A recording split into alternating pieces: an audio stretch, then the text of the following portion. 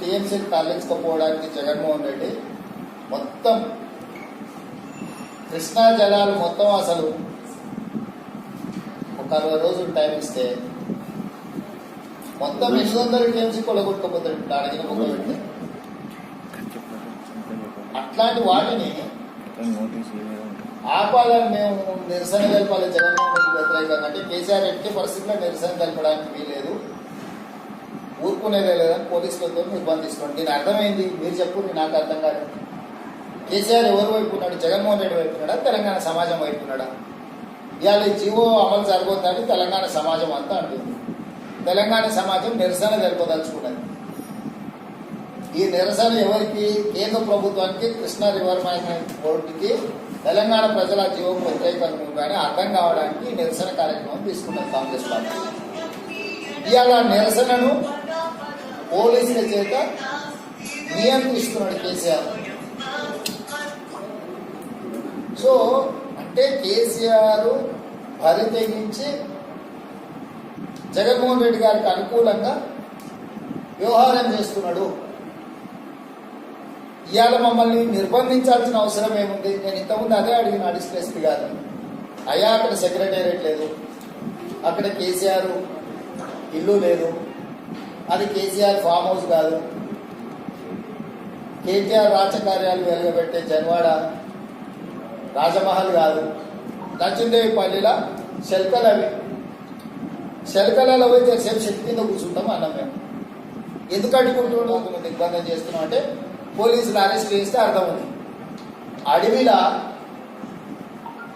లక్ష్మీదేవిపల్లి కాడ చెట్టు కింద మేము కూర్చుంటాం ఆయన నలుగురం. కేంద్ర ప్రభుత్వానికి ఇట్లనైనా కనిపించగలుగుతుందేమో జగన్మోహన్ రెడ్డి నీళ్ళ దొంగతనాన్ని ఆపుతారేమో అని అంటే, ఎట్టి పరిస్థితుల్లో జగన్మోహన్ రెడ్డికి చిన్న ఇబ్బంది కూడా జరగొద్దని చెప్పి ఇవాళ పోలీసుల కాపులా ద్వారా మొత్తం నియంత్రిస్తున్నాడు. అంటే ఏంది? బాగా కేసీఆర్ జగన్మోహన్ రెడ్డి జల దొంగతనానికి సహకరిస్తున్నాడు. ఇది తెలంగాణ ప్రాంతానికి గొడ్డలి పెట్టు. ఖమ్మం, నల్గొండ, మహబూబ్నగర్, రంగారెడ్డి జిల్లా ఎడారిగా మారుతుంది. రాష్ట్ర అవతరణ దినోత్సవం సందర్భంగా తెలంగాణ సమాజం అంతా అర్థం చేసుకోవాల్సిన అవసరం ఉన్నది.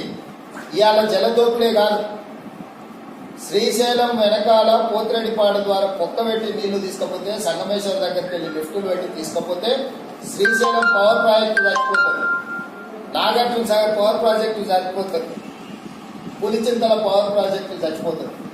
ఈ 3 పవర్ ప్రాజెక్టులు కలిపి 2605 మెగావాట్. దీంట్లో 54% తెలంగాణ వాటా. 1400 చిల్లర మెగావాట్లు తెలంగాణకు 10 పైసలకు యూనిట్ విద్యుత్తు వచ్చే ప్రాజెక్టులు చచ్చిపోతాయి. ఇవాళ జలదోపిడీ కాదు, విద్యుత్తు ప్రాజెక్టులను చంపేసి తూకానికి జుమరాజ్ బజార్లో అమ్మడానికి కేసీఆర్ సిద్ధమైండు. ఇవాళ ఆంధ్రప్రదేశ్కి 512 టీఎంసీ, తెలంగాణకు 299 టీఎంసీ కేటాయించింది. ఏ నీళ్ళు ఎక్కడ వాడుకోవాలో కూడా అందులో రాసింది.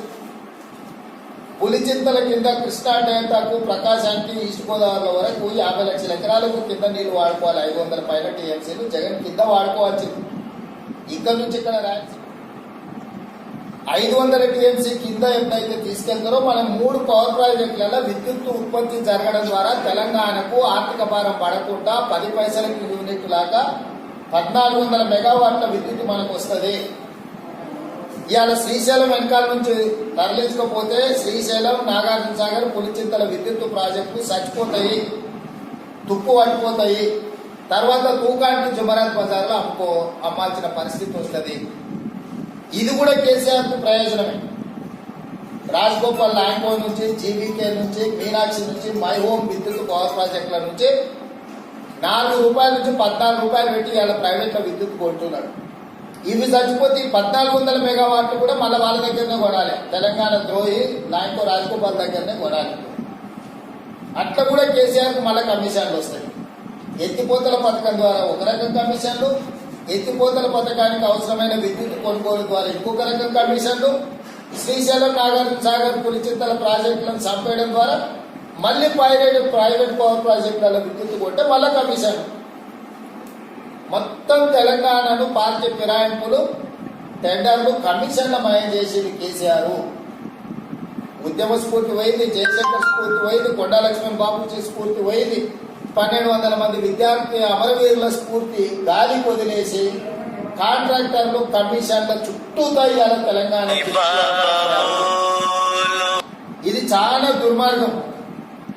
6 సంవత్సరాల సందర్భంగా ప్రతి తెలంగాణ బిడ్డ ఏమొచ్చింది మనకు, ఏం తెచ్చింది కేసీఆర్, ఏం ఇచ్చింది కేసీఆర్, మన జీవితాలు ఏమన్నా బాగుపడ్డాయా? 4 కోట్ల మంది తెలంగాణ ప్రజలుంటే ఎవరి బతుకన్నా బాగుపడ్డారా? ఎవరి జీవన ప్రమాణాలు ఏమైనా మెరుగైనాయా? ఒక్కసారి ఆలోచించి 11 లక్షల కోట్ల రూపాయల ప్రకారము ఒక్కొక్క నియోజకవర్గానికి 119 నియోజకవర్గాలకు లెక్కేస్తే దాదాపుగా కొన్ని వేల కోట్లు ఒక్కొక్క నియోజకవర్గానికి రావాలి. ఒక్క గ్రామానికి 12,000 గ్రామాలు లెక్కేసుకుంటే ఒక్కొక్క గ్రామానికి 60 కోట్ల రూపాయలు రావాలి. ఈ పక్కన కొండరెడ్డిపల్లికి ఎంత వచ్చింది? 60 అడుగులు వేసిన రోడ్డు నేను ఉన్నప్పుడు వేసింది కంకర తగ్గిపోయింది ఇప్పటివరకు. అంటే ఏం పరిస్థితులు ఉన్నాయి? 6,500 దాదాపుగా 9,000 కోట్ల రూపాయలు ఒక్కొక్క నియోజకవర్గానికి వస్తాయి.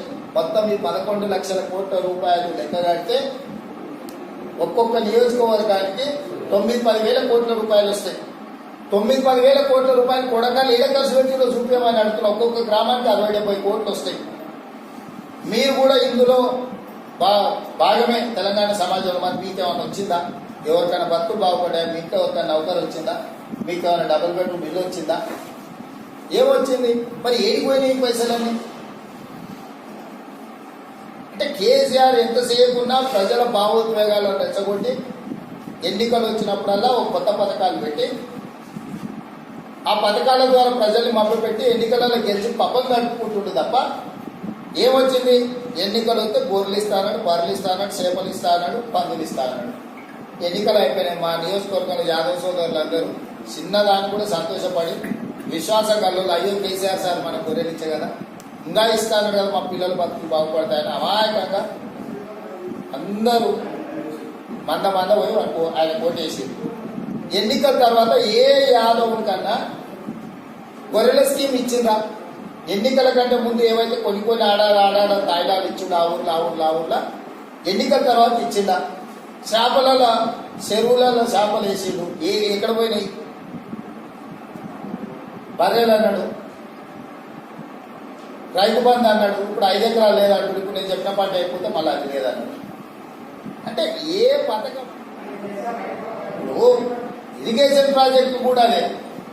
Krishna river management board, Godavari river management board ఉందని ఇవన్నీ పాతవే. తెలంగాణ రాష్ట్రం కంటే రాకంటే ముందే ప్రారంభించినామని ఇప్పుడు వాదిస్తున్నావునా? ఏ పత్రికలు చూసినా అవే కదా. మరి సన్నాసి కాంగ్రెస్ వాళ్ళు ఏం చేసిందంటే అప్పుడు కాంగ్రెసే కదా అధికారంలో ఉన్నది, ఇవన్నీ ప్రారంభించింది కాంగ్రెసే కదా. ఇప్పుడు నువ్వు కృష్ణా గోదావరి బోర్డుల ముందేమో ఇవన్నీ కాంగ్రెసే మొదలుపెట్టింది, అప్పటివే నేను ఇప్పుడు కొనసాగిస్తున్నా అంటున్నావు. బయటకు వచ్చే ప్రజలకు వాళ్ళ సన్నాసులు వాళ్ళు ఏం చేయలేదు, మొత్తం నేనే చేస్తున్నా అంటుంది. ఏది నిజం? ఏది నిజమని నేను అడుగుతున్నా. ప్రజలు కూడా ఆలోచన చేయండి. ఇవాళ ఏ ప్రాజెక్ట్ అయినా కాంగ్రెస్ మొదలుపెట్టిందే రీడిజైనింగ్ పేర్ల మీద వాటిని పెట్టుబడులు పెంచి లక్షల కోట్లకు దాని ఖర్చులు పెంచి దాంట్లోకెళ్ళి కమిషన్లు తడుకున్నాడు తప్ప కొత్తగా చేసింది నేను. ప్రాణహిత చెవుల పేరు మార్చిండు, కాళేశ్వరం అన్నాడు. పాలమూరు రంగారెడ్డి మేము చూడాలంటే లేదు, శ్రీశైలం అన్నాడు. ఏదైనా మీరు తీసుకోండి. ఇందిరాసాగర్, రాజీవ్ సాగర్ అంటే సీతారామ భక్తరామదాస్ అని మార్చిండు. పేర్లు మార్చిపోతే అయిపోతుందా? ఇప్పుడు నిన్నమన్న నీళ్లు అంటుంది. వరదలేలో ఎట్టెత్తిపోసిండా గోదావరిలో చెప్పు. ఎలంపల్లిలో ఉన్నాయి తీసి శ్రీరామ్ సాగర్లో వచ్చింది, శ్రీరామ్ సాగర్లో ఉన్నాయి తీసి కొడపోచమ్మలో వచ్చింది, అల్లకెళ్ళి తీసి ఇంట్లో వచ్చింది, ఇళ్ళకెళ్ళి తీసి అల్ల వచ్చింది, బిందెలకెళ్ళి తీసి చెంబలో వచ్చింది, చెంబలకెళ్ళి తీసుకుంది, బిందెలకెళ్ళి తీసి చెంబలో వచ్చింది, చెంబలకెళ్ళి తీసి గిలాసులో వచ్చింది, గిలాసులు వచ్చింది, కింద వచ్చింది. అవే నీళ్లు కొత్త ఏడు వచ్చినాయి ఇస్తున్నాం. ఇవాళ మేము తెలంగాణ ప్రజల యొక్క హక్కుల కోసం ప్రభుత్వం మేమే అడ్డుకుంటున్నాం. జగన్మోహన్ రెడ్డి జలదోపిడీ అన్నప్పుడు మేము మద్దతు ఇస్తున్నాం. ఊరు బయట పోయి నిరసన జరుపుతామన్నాం. ఎందుకు పోలీసులను పెట్టి నిర్బంధించిండు? ఈ నిర్బంధానికి అర్థం జగన్మోహన్ రెడ్డి జలదోపిడీ చేయడానికి కేసీఆర్ పూర్తిగా సహకరిస్తుండు. జగన్మోహన్ రెడ్డి బంట్రోత్గా తయారైంది రాష్ట్ర ముఖ్యమంత్రి. జగన్మోహన్ రెడ్డి చెప్పు చేతల కీలుబొమ్మగా మారింది కేసీఆర్.